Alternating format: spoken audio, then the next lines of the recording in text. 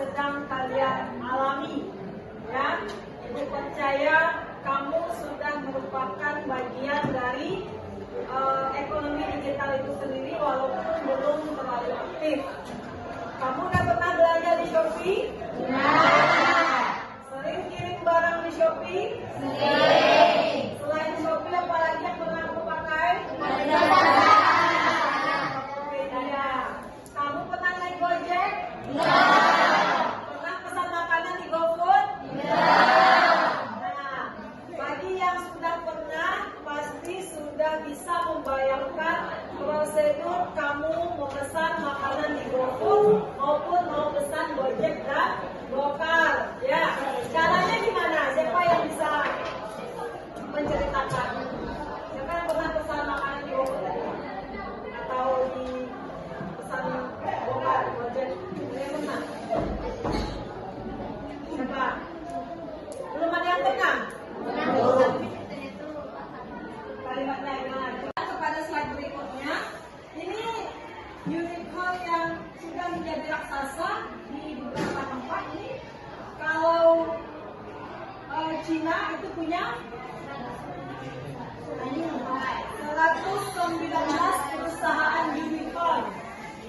Ya.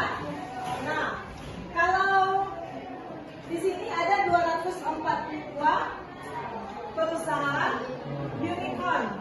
Indonesia akankah ada? Karena di situ masih ada tanda tanya. Menurut kamu gimana? Apakah Indonesia akan memiliki unicorn tidak? Ya. Kira-kira ada nggak? Ada nggak usaha-usaha atau perusahaan yang bisa menjadi unicorn menurut pendapat kamu? Yang akan memiliki omset miliaran, triliunan? Ada nggak? Kira-kira? Shopee berpeluang kan? Dengan banyaknya konsumennya? Akankah berpeluang menjadi unicorn? Gojek? Itu menurut kamu ya, berpeluang. Indonesia juga akan memiliki next unicorn yang menyusul negara-negara yang sudah menjadi pangsa pasar atau basis-basisnya unicorn. Nah, seperti di negara Cina ini sudah lama mempunyai Alipay. Itu dari tahun 2004. Jadi seperti yang Ibu jelaskan tadi, bahwasanya dunia sekarang tengah menjalani atau menikmati ekonomi yang berbasis digital. Kamu lihat di sini, ini konsumen digital. Untuk Asia Tenggara, ini sebanyak 60 juta konsumen baru semenjak pandemi. Ini hasil penelitian ya. Nah, di Indonesia itu ada sekitar 165 juta. Jadi kalau 290 juta konsumen sebelum pandemi, sementara Indonesia sudah memiliki 165 juta, artinya lebih dari 50% di Asia Tenggara ini yang menjadi konsumen digital itu adalah orang Indonesia, termasuk kita. Kamu kan suka COD ya? Dikit-dikit Shopee, dan sebentar datang abang kurir. Apalagi yang anak kos ya. Nah, sering ibu lihat itu kurir-kurir datang ke kos-kosan nyari anak kos. Bahkan di sekolah kita pun kadang-kadang di depan di pos satpam kan, sering abang kurir datang ngantar pesanan untuk kamu-kamu yang di sini, ya kan? Nah, itu artinya bahwa pada hari ini total dari sebelum pandemi hingga setelah pandemi untuk Asia. Kita lanjutkan kepada materi berikutnya. Kamu sering mendengar bisnis online ya? Sering ya? Apa menurut kamu bisnis online itu? Yang bagaimana? Yang bagaimana bisnis itu yang kamu anggap sebagai bisnis online? Yang mana? Olivia? Bisnis dilakukan secara Tidak langsung. Jadi orang produsennya di mana, bisnisnya di mana gitu. Ya. Kemudian apa lagi karakteristik bisnis online sehingga kamu sebut itu bisnis online? Orang jualan dan pempek di Facebook kamu sebut juga bisnis online ya? Iya. Kenapa kamu sebut bisnis online? Karena mereka menggunakan media sosial, menggunakan platform Facebook, menggunakan gawai mereka, smartphone digitalisasi karena gawai itu sendiri adalah teknologi.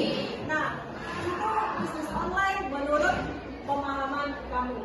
Tapi di sini ada tahapan bisnis online, ya.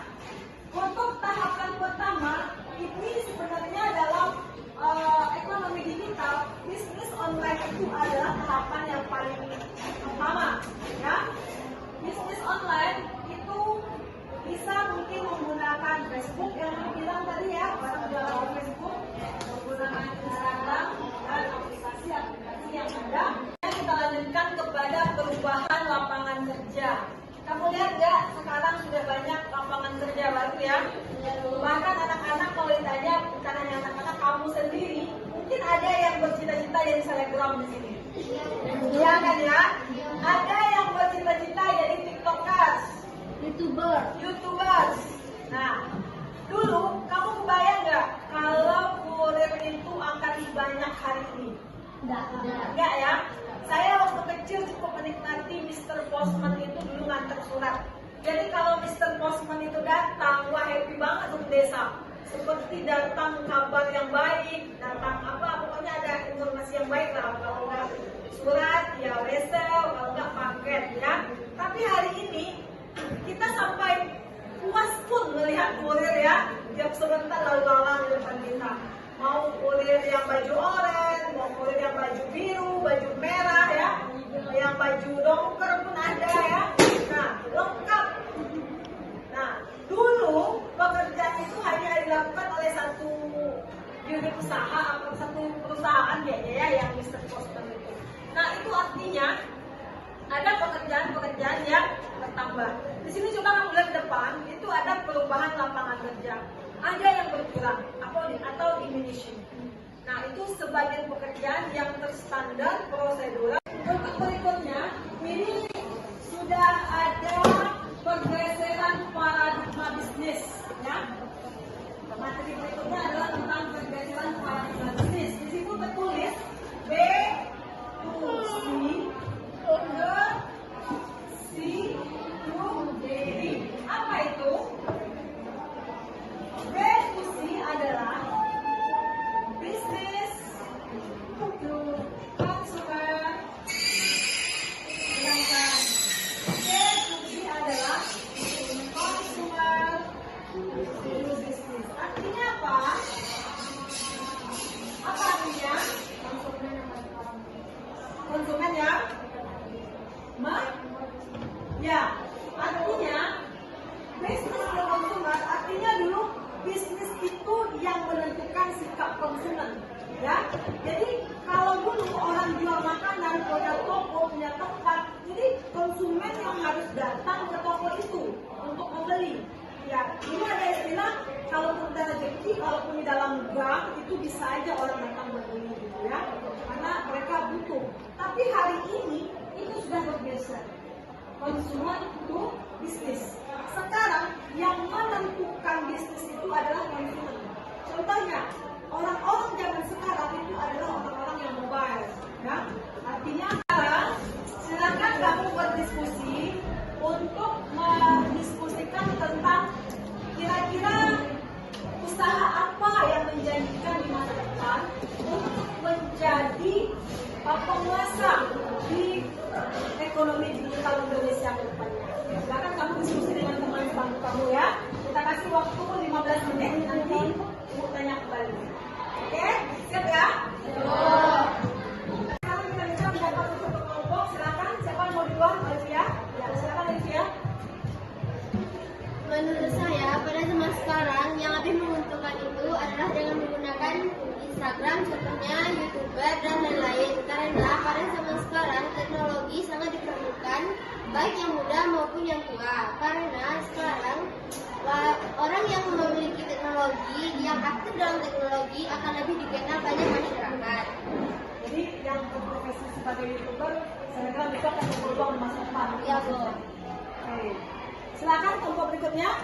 Ya, Zura.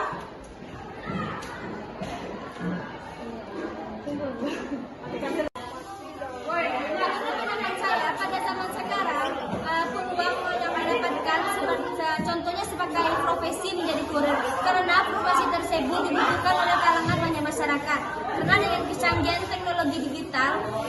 si kurir tersebut bukan karena adanya contohnya aplikasi seperti Gojek, GoFood, karena masyarakat membutuhkan memesannya dengan lewat online cepat, mudah dan murah karena jasa kurir tersebut. Maka di zaman sekarang peluang terbesar menjadi kurir karena kurir dibutuhkan oleh banyak masyarakat.